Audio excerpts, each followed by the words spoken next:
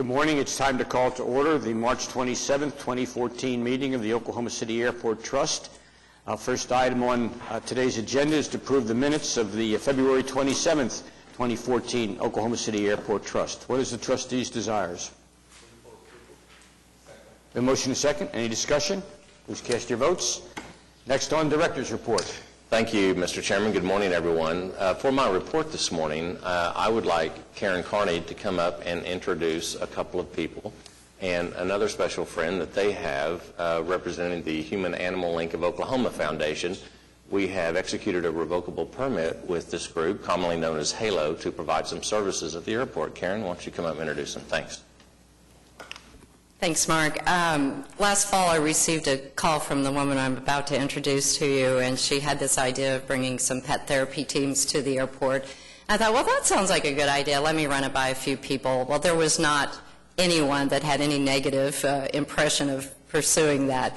So she has been very patient and worked with us through our processes, and next week we'll be kicking off the program. So I'd like to introduce Terry Smith, who's the executive director of HALO, and with her is one of the teams, Jerry Nickel and Charlie. I would like to thank all of you so much, especially Karen, for her patience and her just her ability to make everyone feel so much at ease. We feel welcomed in the airport and certainly are feeling a great amount of gratitude that we have this opportunity to work in conjunction with personnel at the airport, employees at the airport, but most of all to be able to touch the hearts of and the souls and the spirits of those at the airport who may be experiencing stress or trauma or anxiety. In this time, we do. I mean, we watch the news and automatically we become anxious. Charlie is just one of our volunteers. Charlie is a veteran volunteer, and I don't want to neglect Jerry, too, because he's a very, very important part of the team. The team consists of an adult handler who has gone through vigorous training with the dog. The dog has to have a beautiful disposition from the very beginning, wonderful temperament, the ability to be able to go from one situation to another and do it gracefully. And so Jerry is just one of the examples of HALO's volunteers. It is an organization that was born out of necessity and need. I am very, very grateful to have had the opportunity to work with so many people all over the state of Oklahoma to bring a certain kind of health and wellness only our pets can deliver. Thank you so much for having us here today. Thank you. Does anyone have any questions? Okay. Thank you for coming down. Thank you. Appreciate it very much. Thank you. I do have a couple of questions. Whereabouts will your team be located at the airport? Sir, Mr. Greenwell. Yes. Our teams will be located where they are needed. Now, that's a very broad, very general statement, but we have been badged and we will be in the concourse area. Right. So the fact of the matter is that the airport is for travelers and it's a very, very busy place. We will be on the sidelines. We will never approach. We will always wait for people to come to us. So in the safe area, in the safe zone, probably not so much in the baggage claim area, but that could happen as well. But in the safe zone, that's where we will be located. And anyone can approach the teams? That's the great thing about it. With TSA, of course, you know you can't do that, although TSA agents and several people with service dogs will say to you, can you read the sign on my dog's vest? Or do you see a working dog? They are working dogs, and they're not to be approached. Our dogs have a vest, too, and I guess a lot of people do generalize. But, yes, what we want, what our goal is from the airport, from working in the airport, is to have people say to us, I'd like to meet your dog. Right. I need to meet your dog. I need a smile for today. Or a little bit of de-stressing. So all over the airport in the SAF zone, that's where we'll be. Any other questions? Thanks a lot. Thank Thank you you. so much. That's all of my report.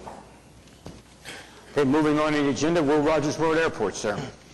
Item A is to adopt a resolution declaring certain property surplus, approving the release of lien, and authorizing staff to pursue the disposal of certain equipment. Item B is adopting a resolution authorizing the purchase of new commercial display monitors and supporting equipment from Ford Audio Video Systems Incorporated, utilizing a state contract in an amount not to exceed $95,000. Item C is adopting a resolution authorizing the sole source provider InFax to install and replace some proprietary hardware and other equipment in our flight information display monitors in an amount not to exceed $75,000. Item D is approving the request for bids for inspection and maintenance services for our passenger boarding bridges, bids to be opened on April 29th. Item E is approving change order number 10 with Downey Contracting LLC for the Flight Standards Building Roof Replacement and Building Repairs Project at Mike Monroney Aeronautical Center, adding 14 calendar days. Item F is approving change order 1 with Libra Electric Company for the 2013 Medium Voltage Electrical Upgrades Project at Mike Monroney Aeronautical Center, adding $50,221.01 and 30 days. Item G is approving the Certificate of Substantial Completion with Schwartz Paving Company Incorporated for the reconstruction and resurfacing of portions of various roadways and parking facilities at Mike Monroney Aeronautical Center. We're also approving amendment number 1 for final reconciliation. We're deducting $34,758.51 for this project and accepting the project. Item H is approving the services agreement with Heath Consultants Incorporated for maintenance of the natural gas distribution system at Mike Monroney Aeronautical Center in the amount of $4,500. Item I, I'd like to pause a second. We are also going to ask for the adoption of the resolution approving the Will Rogers Air Service Incentive Program. And this morning I have Karen, who's going to give a short presentation on this program, and then I'll go through the rest of the agenda, Mr. Chairman. We can vote on the entire slate at the end. Go ahead, Karen. Thanks, Mark. I'm afraid it's going to be hard to top the Halo teams with this incentive program, but I'll do my best.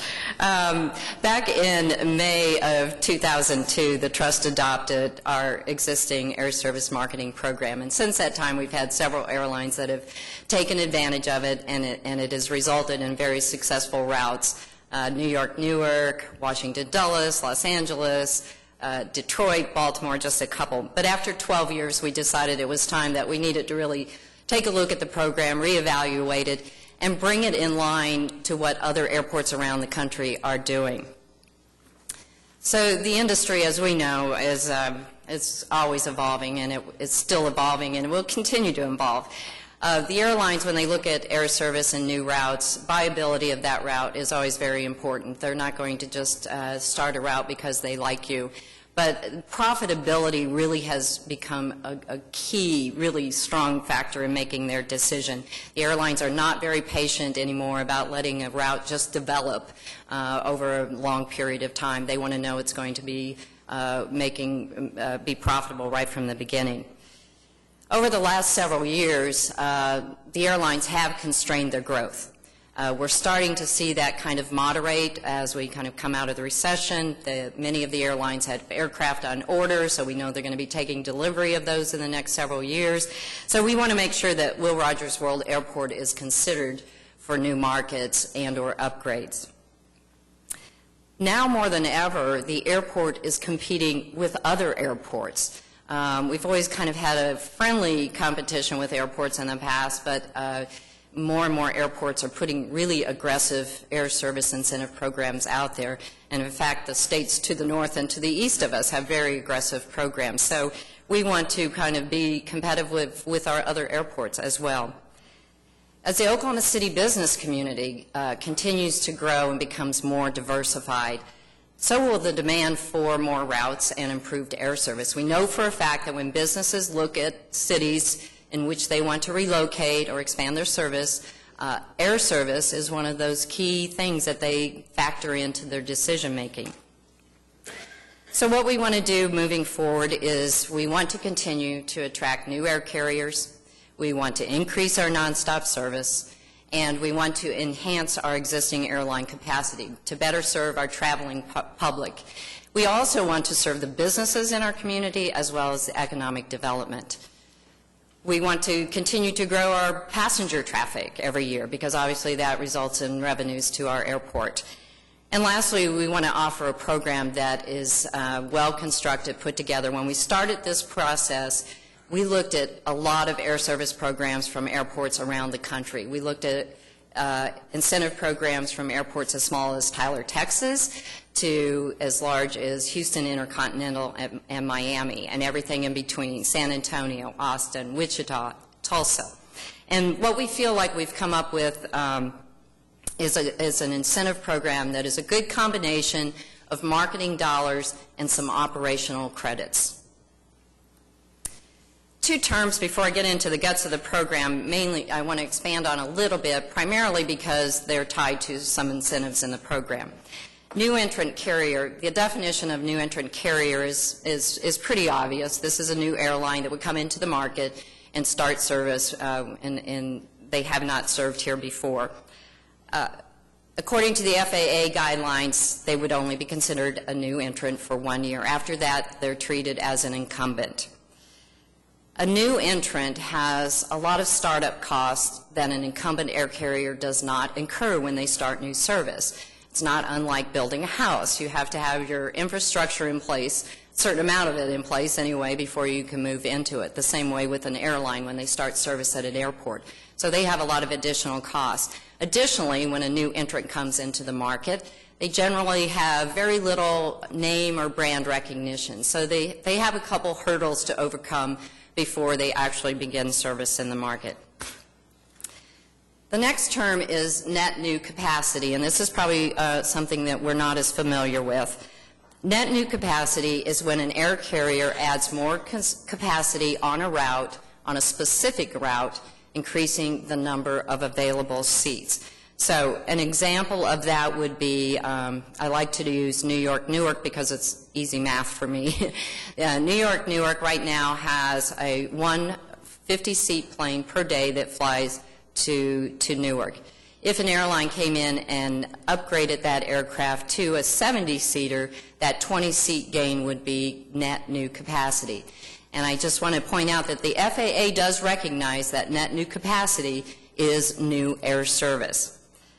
Now, with net new capacity, we would not just allow any route to qualify this. We've designated certain cities that would be qualifying cities and would receive this incentive, and I'll show you that in just a second. But there are two additional qualifiers to net new capacity. One of them is that an airline cannot reduce capacity on an existing route and put it into a qualifying city route. That doesn't work. And the other is that we will not count seasonal adjustments as net new capacity. We know that carriers will draw down their capacity in January and February because that's a slow travel time, and then they'll bring it back in the spring and the summer. That's a seasonal adjustment. That does not count. So here's our list. These would be the only markets that would qualify for net new capacity. These are high demand markets. It's a living list as well. So in that regard, I mean, for example, I'll take Newark again.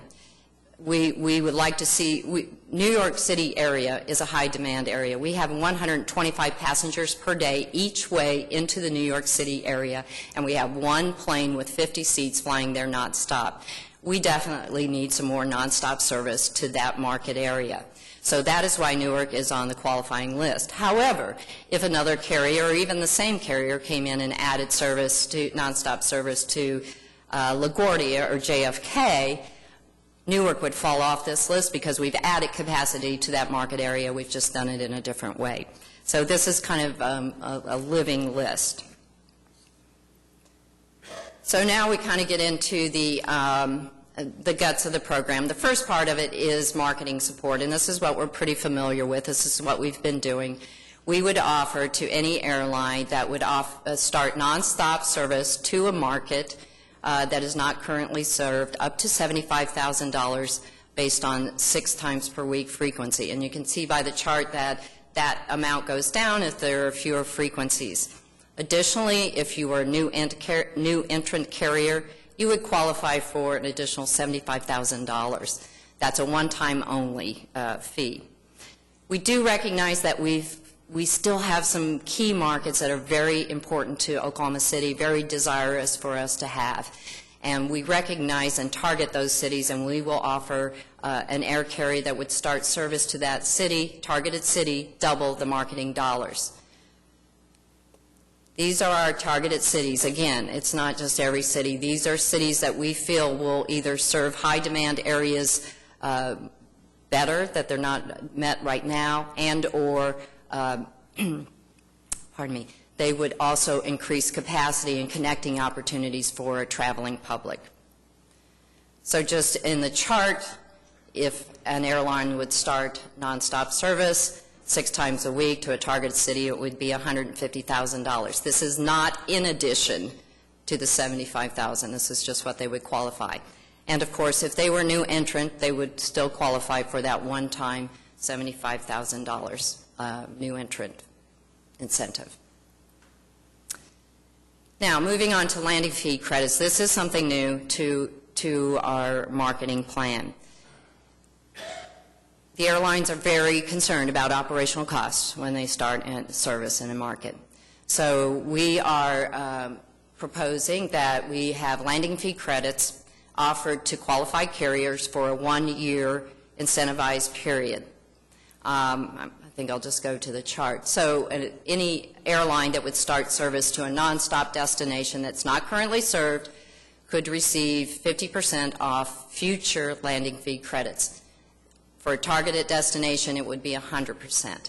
On net new capacity, it would be proportional to the percentage increase. Using the Newark example again, that 20-seat gain from a 50 to a 70-seat plane would be approximately a 40% increase in capacity, and that would be the percentage that we would grant them in a gate landing fee credit.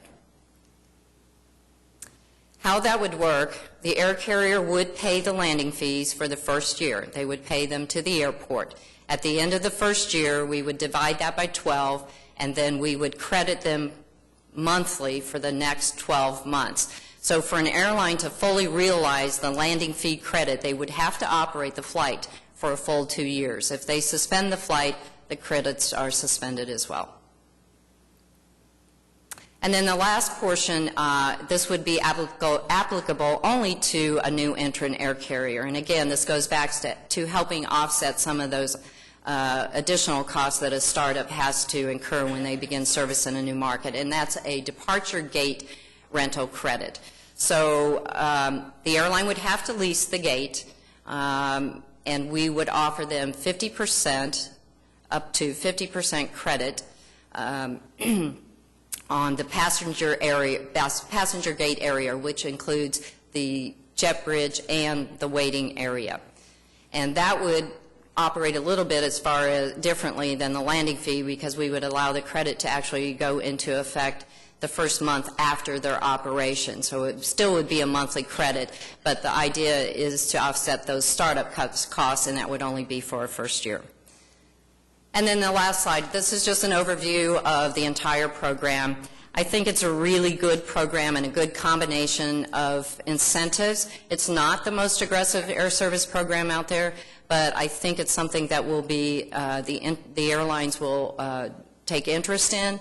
And our goal, obviously, is when the airlines are looking at 2 cities that are kind of equally balanced, that this program will help make Oklahoma City the decision in which they would start new nonstop service. So with that, I'll take any questions. Thank you, Karen. A couple of things I'd like to say to the trustees, first of all, on this. We have reduced the marketing dollars in our in our program that we have today, and we're sort of shifting those over to the incentive side to be more responsive to what air carriers are coming to us with request on. The other key takeaway here is it is performance-based. They do have to operate the service for a year before they realize the credit with the landing fees, the net new capacity, and also the departure gate credit. So those are very, very important. Many airports across the country are just simply waiving fees from the very beginning, but we did not want to do that. So again, as Karen said, it's not as aggressive as some airports have out there. So this is a game that I think, unfortunately, we have to get into in order to be able to compete well.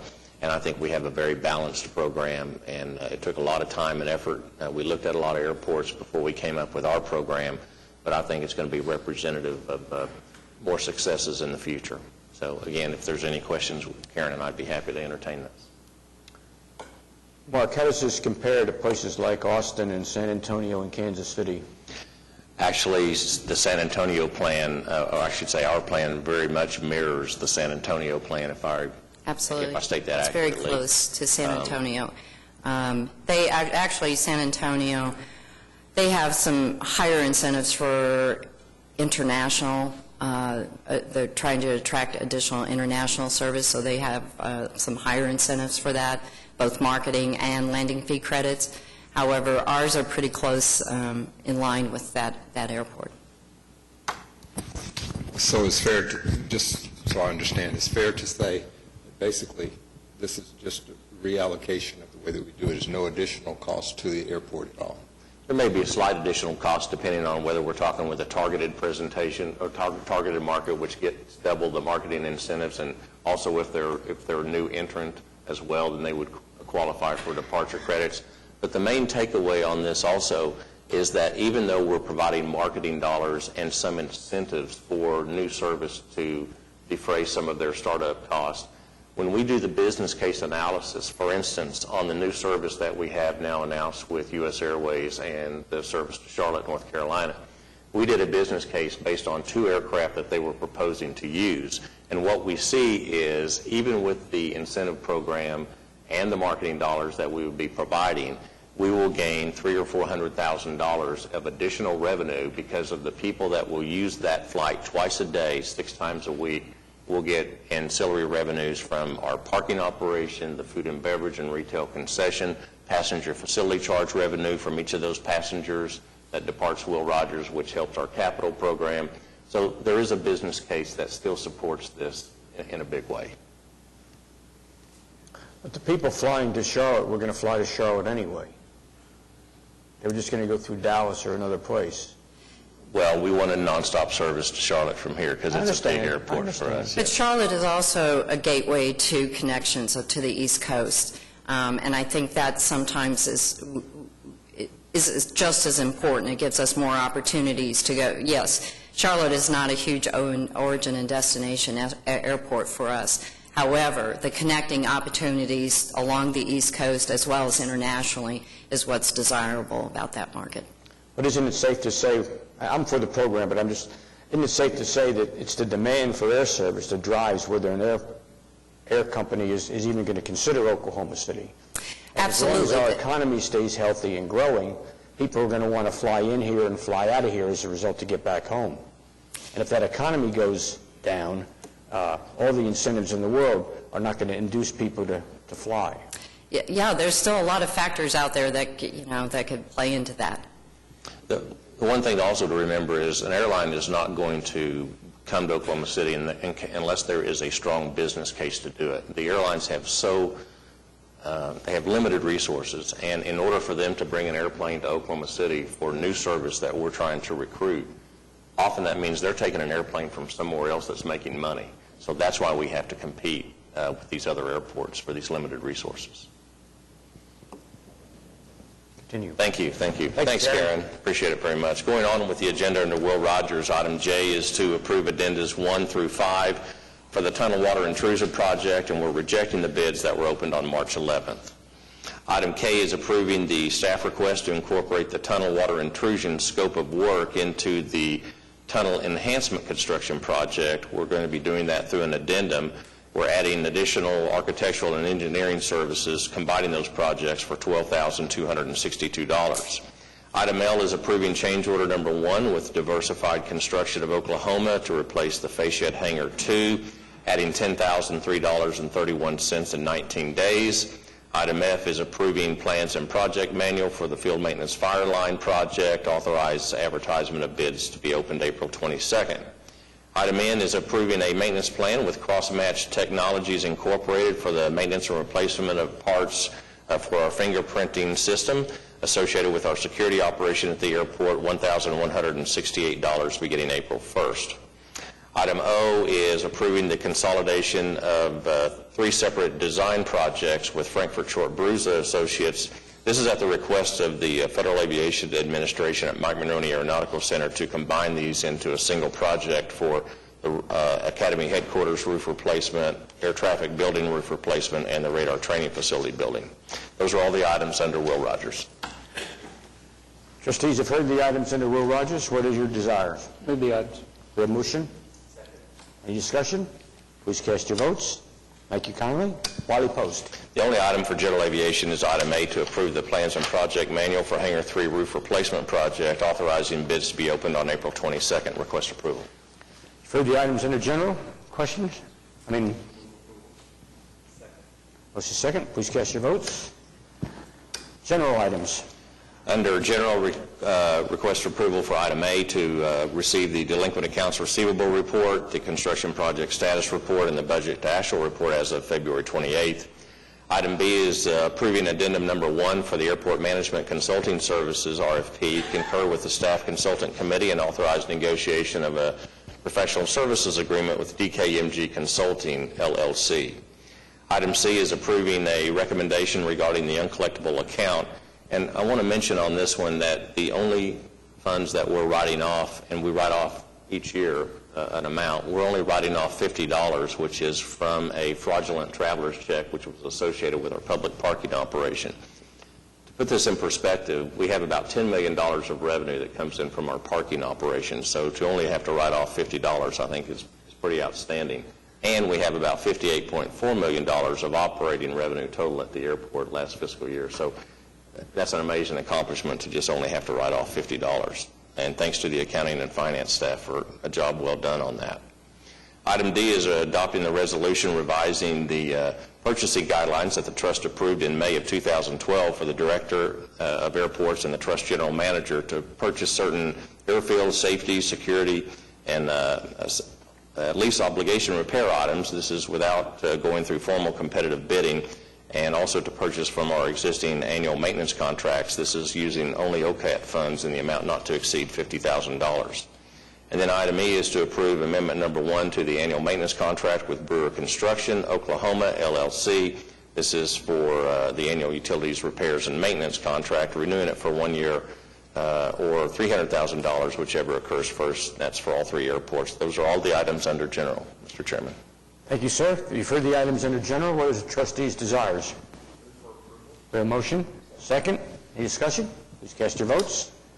Lease and other agreements. Under leases, item A is to approve a lease agreement with the 99s Incorporated. They operate a national headquarters operation at Will Rogers World Airport, and this will be commencing April the 1st. Item B is approving the amendment number 1 to the Transportation Security Clearinghouse Services Agreement for 1 year. This will include also renewal options. That will start on May the 1st. Item C is approving the consent of assignment and assumption. We're actually doing 3 agreements: the off-airport rental car agreement, the on-airport rental car agreement associated with our new rental car facility, and also a ground services agreement between the Trust and Simply Wheels, LLC, which was doing business as Advantage Rent-A-Car. A new group has purchased the assets and the agreements from the former Simply Wheels, and now we are assigning all of these agreements to Advantage Opco, LLC, doing business as Advantage Rent-A-Car. This is for Will Rogers Airport. Item D, because because the off-airport agreement for Advantage was expiring on April 15th, we're approving a new off-airport rental car concession agreement with Advantage Opco. Item E is approving the lease agreement with John Bottrell for a lease lot at Clarence E. Page Airport to construct a individual hangar site to be used for the storage of aircraft. Item F is approving an easement with Coxcom, doing business as Cox Communication, to install some fiber optic cable to provide communication services to Hangar 4 at Wiley Post. Item G is approving a supplement number 5 with the airline agreement with United Airlines, keeping the rates the same in 2014 as they were in 2013. And last, item H is we're starting to renew all of the ground services agreements with various companies that provide transportation services at Will Rogers, and you see several of them on your agenda. We'd like to approve those in total, and we'll have some others probably in the next 2 or 3 months as well. That's all the items under leases. You've heard the items under leases. Desire? A motion? Second? Please cast your votes. And it is so done. Roman numeral 8. Request approval of the requisition so I can go pet the dog. No comment. You've heard the recommendation and the reason for it. Motion is second. Have at it. No. Comments from trustees. Quick question. Just a number of people have asked me, and I've given an answer, I think the correct answer. The construction work that you see as you're driving to the airport on the west side of Meridian as you come up toward the airport, all that groundwork out there is for the... New rail car facility that we're constructing. It's a 40-acre site, and it's a lot of dirt being moved right now. And it's contemplated completion date? Well, because of the last change order that we did, the completion date will be now proposed, I think, for July of 2015. July 2015, next summer. Yes, sir. Thank you, sir. Any other comments from trustees?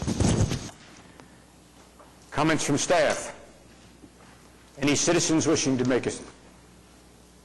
Hearing none, we are adjourned.